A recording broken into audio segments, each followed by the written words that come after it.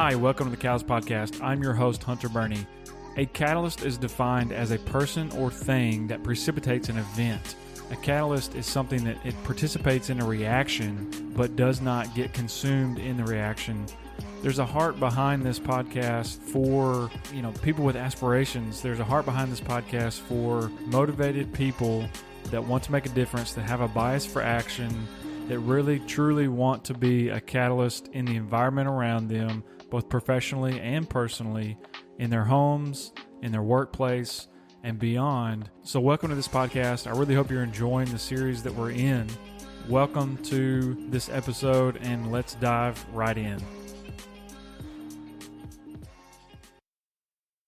I want to kind of shift to a third segment here, and really, we've gotten the perspective of your story and unpacked a little bit about your current platform and just your perspective around Against All Odds. And I think some of this is gonna be overlap, but I do like to just kind of begin to wind down conversations with the focus on looking forward and on advice for early to mid-career professionals, people that have high aspirations, people that feel like they either want to be that corporate warrior and go quickly, or have the itch to be entrepreneurial. I think that those two are very similar. Just sometimes it's within a business, sometimes it's your own business. So I think a lot of the context, a lot of the mindset is very similar in those situations. But as we kind of move forward, can you just share what are you most excited about with, maybe it's with your platform, maybe it's something that's evolving that hasn't necessarily been announced yet, or I'm not sure, but what are you looking forward to turning the corner into, I guess we're recording in 2020, or this will be going live in 2021. What are you excited about with this new year?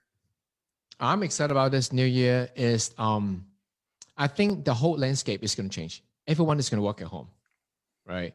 The key to working at home is there's two biggest challenge to working at home, both corporate and for the entrepreneur front. I can speak on that because my wife, she has been, even though she's kind of my silent business partner in life, mm-hmm. but she's been working for corporate for more than a decade at home. So I know the challenge on both the entrepreneur work at home and also some work for corporate at home, right? Mm. The biggest challenge coming to 2021 for everybody is how to be productive when you're actually working at home, from being used to working in front of everybody else, right? Because out of sight, out of mind is a thing. When your boss don't see you, I'm pretty sure whether they want to admit or not, they're assuming that you're slacking off, right? It's just human nature. So how do you show up in the workplace virtually to make sure that they understand that not only you're not slacking off, but you're actually productive? Because I tell you, once you start working at home, you're going to get hooked. You don't want to go commute anymore, right? You don't want to get ready. You can wear your pajamas, go to work. No one cares, right? You may be wearing shirt and tie on the top, but you may be wearing short on the bottom, right? For a Zoom meeting. Right. So I'm really excited because what I teach people is to be productive. They have this harmonic lifestyle, because working at home is almost like no boundary, right? Is it home or is it work? Is it home or is it work? Honestly, for the longest time, I was confused myself. Yeah. Like, when is it off time? You have to set a really clear boundary on that. And that's what part of what I do to help people is to have that balance between how to show up productive at work when your colleague is just virtual or no one even watching you, right? And also while your family, your spouse, your partner, your kids keep on interrupting you on the other side of the door. Like, how do you find the balance? How do you say no without saying no? And how do you show your boss that you're actually being productive when they cannot see you, that putting your head down and leave at 7:00 at night? So that's why I'm so excited, because what I teach is help people to achieve that. Yeah. No, I think that's very relevant. And like you're saying, you have that context of your wife being that corporate warrior, from the house. I think that's where, that's where a ton of the opportunity is. I think that's where the biggest connection between that corporate warrior and entrepreneur come in the context of this discussion with, yes, you have to be You have to be a little bit more disciplined and consistent, and you want to make sure that you're communicating what you're doing, even if it's not relevant. I know that was one of the things for me, and the way I think about when I manage my team is earlier in my career, even being on site. Right, I came from a manufacturing, start in my career, so I was face to face, right, with my team and boss and et cetera, on a minute by minute basis, and still there, even with that, intimate face to face contact all day long, there's still an element of, if I'm a high achiever, I want to make sure that the things that I'm doing that aren't necessarily visible at face value are being communicated without me coming across as like a self promoter, or making like it's all about me, like it's about the team. And so I think about things like that in terms of where we're at now, and you want people to have clarity around what they're supposed to be doing, but you also want to be able to extract out the things that when people go above and beyond, without forcing them to have to be waving a flag and say, "Hey, look at me, look what I did." So I think more of the responsibility goes on the managers at that point, to have more meaningful conversations, to ask better questions, more creative questions, and really, just get creative with how you challenge your team, reward your team, et cetera. So I think that there's a lot of parallels in what you're describing as your platform and the way you want to pour into people, and specifically how it, historically has tilted more towards entrepreneurship, and how now in the framework of 2021, how that can be super relevant for people that are used to working on site and now they're working from home. Because you're right. I mean, the list goes on as far as distractions, or you want to make the family time. That needs to be a priority, but you have to figure out what kind of cadence works for you. Right? For example, you may have a daughter that has to go, to dance or cheer, or some kind of class like that, and maybe that disrupts some kind of normal routine, but you can be more flexible at a different time. So I think it's interesting. Yeah, absolutely. So in terms of advice, I think about, obviously there's a lot of focus for your coaching and platform with having clarity, right? And really charting the path, understanding what energizes a certain person, what motivates them, what do they really want to get out, what are they giving back, things like that. That's what I've heard and what you've shared here. What else, just generally speaking, when you think about early to mid career professionals, specifically people that are managing resources or teams, leaders, people that are on that trajectory to continue their career, and maybe go out and start their own business, maybe not, maybe kind of create their own business within a larger team. What stands out to you as some of the most meaningful feedback that you've gotten, or would want to have gotten, 15, 20 years ago? Yeah, wow, that's a great question. That's a loaded question. It is, How much time? yes. How much time do we have left? So I would say a couple of things. I'm all about protecting time, right? Is the less time you waste, the better, the more result you're going to get faster. So this is all life is about. It's a race. It's a constant race. It's a constant race between, do you have a meaningful win first, or is it enough adversity to burn you out first? And we'll talk about the solution to overcome adversity.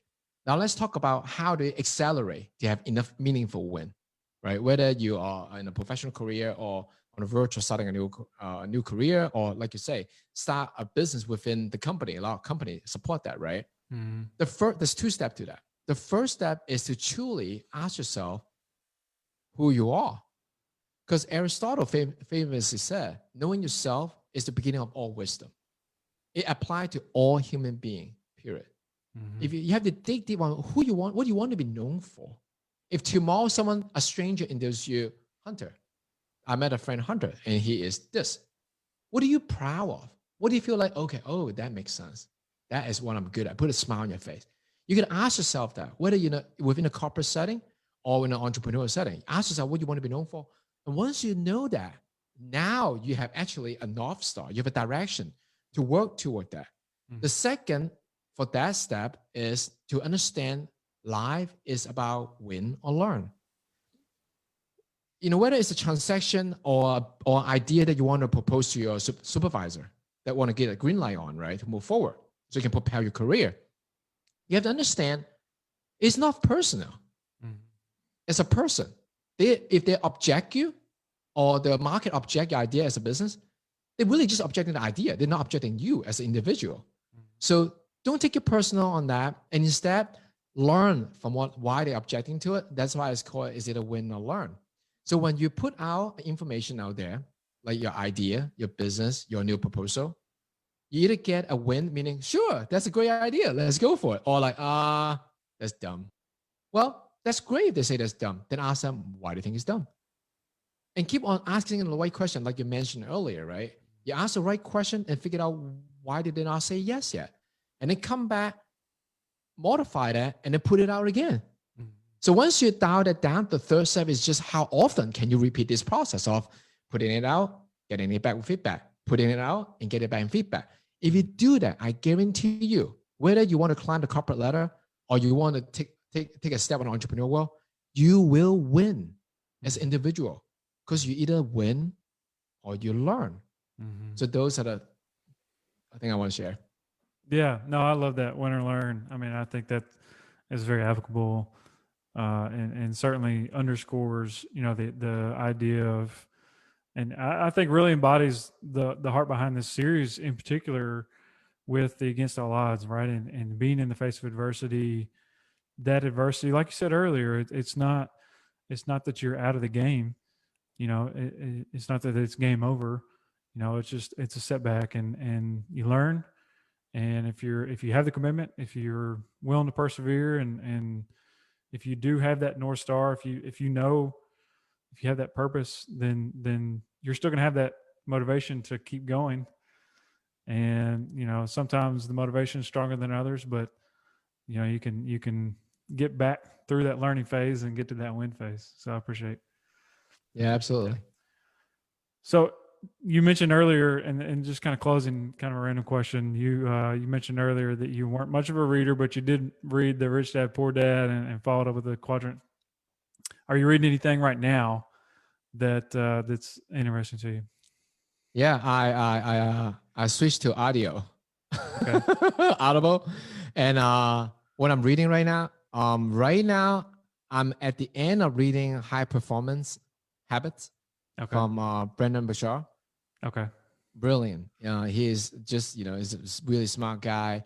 He have basically everything he taught is based on he have done it, and the hundreds of thousands of people that he has served that I respect a lot. Someone like him. And then the book right before that was The Soulful Art of Persuasion by Jason Harris. And it's a very interesting book, as not only at first I thought this is kind of like a marketing book. But as I dig deep to it, it's really is a book that everybody should read. It's to teach you how to be authentic so you can be an attractive character so people will listen to you, right? It's all about selling your idea. Every day we are salespeople. Whether you sell you sell your kid to take a bath, you sell your spouse to go to this restaurant or let you play 10 hours of video game or go to a football game, or you sell your boss why should they promote you, or you sell to your audience why they should buy your stuff. It's all about selling. Right. But the ultimate way to be selling is to be who you are, to believe in what you're selling so you can be persuasive. Yeah. So that's another book that I just finished, and I like it's really amazing. So I love that. That's cool. Joe, so what's the best place for listeners to find you and connect with you? Awesome. Glad you asked. The best place to find me is on my website at www.therealjoelau.com. So I'm therealjoelau.com. And better yet, there's a link there is for personality assessment. And I'd love to have you have the opportunity to take it. It's because, like I mentioned earlier, Aristotle famously said, knowing yourself is the beginning of all wisdom. So I offer this 90-second personality test, which is a value-based for you to take. So it's only taking 90 seconds.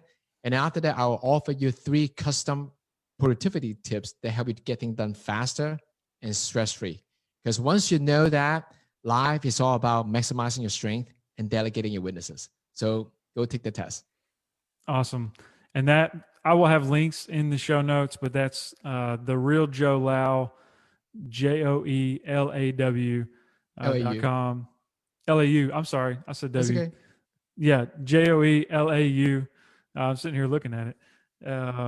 .com. So check out Joe's website, take that personality assessment.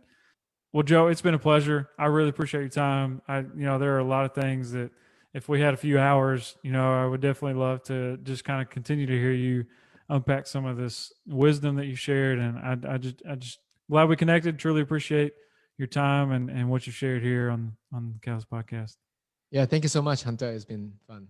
Thank you for being a part of this journey. Definitely subscribe, like, check out Be a Catalyst on Instagram and on Twitter. Also, don't forget to check out the YouTube channel where you'll find videos in addition to the Catalyst podcast recordings that give a little bit more context around my heart for training, my heart for seeing early to middle managers and first-time leaders really thrive and be a catalyst in the organization that they're in the project that they are after, everything that goes along with that. So thank you for being a part of this. Tune in for the next episode, and remember, be you, be confident, be a catalyst.